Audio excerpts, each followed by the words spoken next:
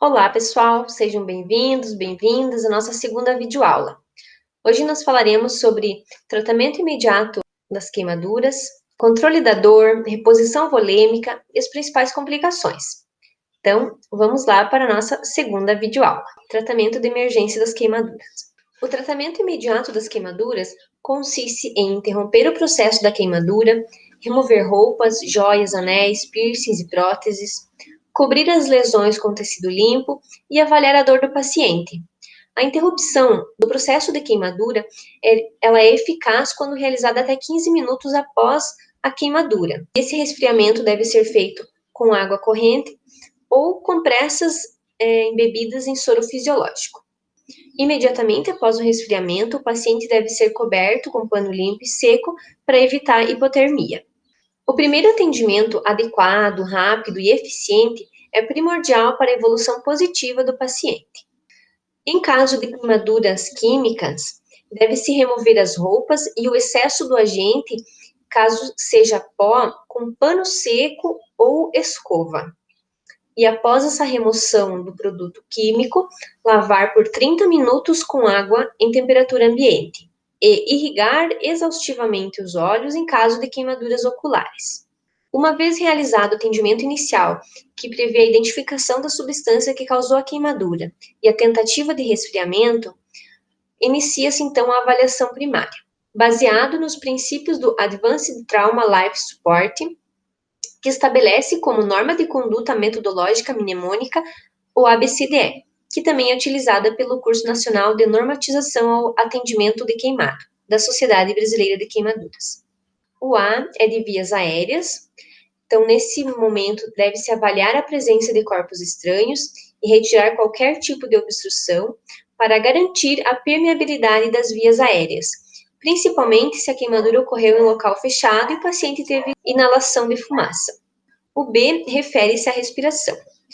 Deve-se aspirar vias aéreas superiores, se necessário, e manter a cabeceira do leito elevada a 30 graus, e administrar oxigênio a 100% em máscara umidificada. Se houve suspeita de inalação de monóxido de carbono, manter a oxigenação por 3 horas. O C refere-se à circulação. É necessário avaliar se há queimaduras circulares no tórax e membros superiores e inferiores. Também verificar a perfusão distal e o aspecto circulatório. Obter um acesso venoso periférico calibroso, mesmo em área queimada. E somente na impossibilidade desta, utilizar acesso venoso central. Primeiro se procura um membro não queimado. Se não tiver nenhum membro não queimado, pode fazer o acesso num membro queimado. Só se estiver muito impossibilitado, que faz então o acesso venoso central. O D é da disfunção neurológica e ou comorbidades. Avaliar nível de consciência utilizando a escala de coma de Glasgow, avaliar traumas associados, doenças prévias ou outras incapacidades. Instalar catéter vesical de demora para o controle da diurese nas queimaduras em área corporal superior a 20% em adultos e 10% em crianças. E o E de exposição. Então, é necessário expor a área queimada, realizar um exame físico detalhado, procurando lesões associadas à queimadura. E manter o paciente aquecido e a cabeceira do leito elevada para reduzir o edema nas queimaduras de face. A avaliação secundária destina-se a aprofundar a anamnese e o exame físico para a reclassificação e o tratamento adequado dos pacientes queimados. Na anamnese, deve ser coletado a história da doença e a história mórbida pregressa. Na história da queimadura, o que vai ser investigado?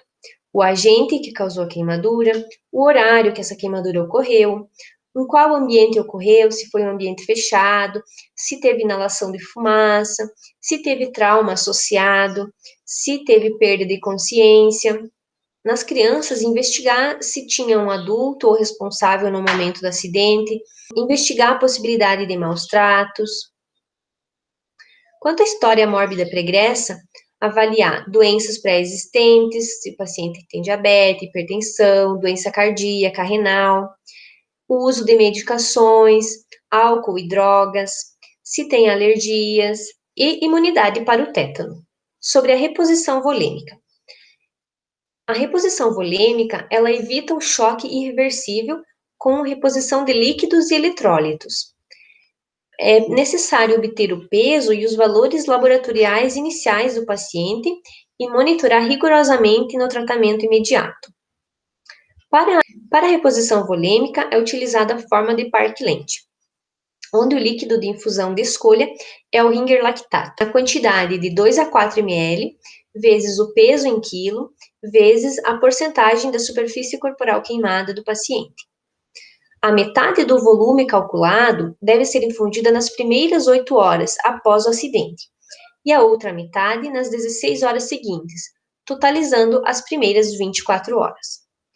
Para os pacientes grandes queimados, esse cálculo deve ser realizado para as primeiras 48 horas. Para adultos ou crianças maiores de 14 anos, são utilizados 2 ml vezes a porcentagem da superfície corporal queimada vezes o peso em quilos. Para crianças menores de 14 anos ou com menos de 30 quilos, utilizar 3 ml vezes a superfície corporal queimada vezes o peso em quilo. Em queimaduras elétricas, são utilizados 4 ml vezes a porcentagem da superfície corporal queimada vezes o peso em quilo. Eu trouxe um exemplo aqui para elucidar. Um paciente adulto, 73 quilos, com queimaduras de segundo e terceiro grau, com 24% da superfície corporal queimada, sendo 11% de terceiro grau e 13% de segundo grau, envolvendo as mãos, o que caracteriza um grande queimado. O cálculo para esse paciente seria 2 ml vezes 24 vezes 73, totalizando 3.504 ml. Esses 3.504 ml dividido por 2 é igual a 1.752 ml nas primeiras 8 horas após a queimadura e os outros 1.752 ml nas próximas 16 horas, totalizando as 24 horas.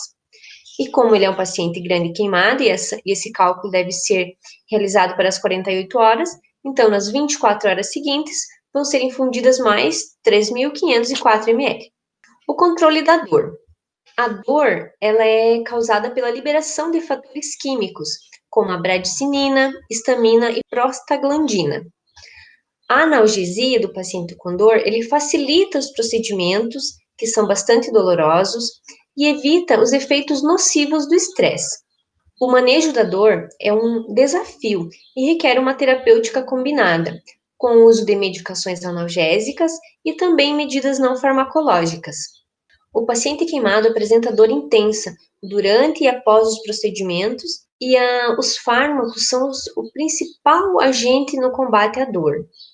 A administração de analgésicos no pequeno e médio queimado deve ser feita preferencialmente pela via oral, seguida da intravenosa. Em grandes queimados, somente infundir em via intravenosa, devido à má perfusão periférica. E após o início da reposição volêmica. A queimadura, ela apresenta algumas complicações. A infecção é uma das mais graves e frequentes complicações das queimaduras. A partir do momento que se perde essa barreira cutânea, há um desequilíbrio da proteção natural. E isso acarreta em alterações no sistema imunológico, também pode permitir a invasão de bactérias. E isso pode levar a complicações do quadro clínico, a infecção, sepse e choque séptico. A agressão celular produzida pela queimadura gera uma série de eventos, que vão desde a produção de toxinas até alterações circulatórias, e isso gera uma disfunção orgânica com gravidade, e nos casos mais graves pode levar ao óbito. As infecções em pacientes críticos podem ser fatais, representando 75% da mortalidade e morbidade em pacientes queimados. Por isso é importante adotar medidas preventivas de infecção e também nos serviços ter treinamentos frequentes visando a prevenção de danos ao paciente e a melhor qualidade da assistência prestada. Para diminuir os riscos de infecção, é fundamental no cuidado usar técnica asséptica em todos os procedimentos, administrar antibióticos e agentes tópicos antibacterianos conforme a prescrição, proteger paciente de fontes de contaminação cruzada, inclusive de outros pacientes, visitantes, familiares e profissionais. Ter uma higiene pessoal rigorosa e a nutrição adequada também auxilia na diminuição do risco de infecção. Outra complicação da queimadura é em decorrência do edema. Pacientes queimados graves desenvolvem edema sistêmico maciço. O aumento do edema leva à pressão sobre os pequenos vasos sanguíneos e nervos nas extremidades distais, provocando obstrução do fluxo sanguíneo e isquemia. Complicação essa conhecida como síndrome compartimental, que necessita de escarotomia. Para auxiliar na redução do edema e nas complicações em queimaduras graves, deve-se ter um controle rigoroso da infusão de líquidos, com controladores de infusão, um posicionamento adequado do paciente, com elevação da cabeceira do leito, elevação dos membros afetados acima do nível cardíaco também auxilia na redução do edema. Então, por hoje era isso, pessoal. Nós vimos sobre o tratamento imediato das queimaduras, sobre o controle da dor, reposição volêmica e as principais complicações das queimaduras. Não deixe de ver a terceira videoaula. Nela abordaremos a higienização das feridas e os curativos mais usados nas lesões por queimadura, além dos cuidados de enfermagem. Até lá, espero vocês!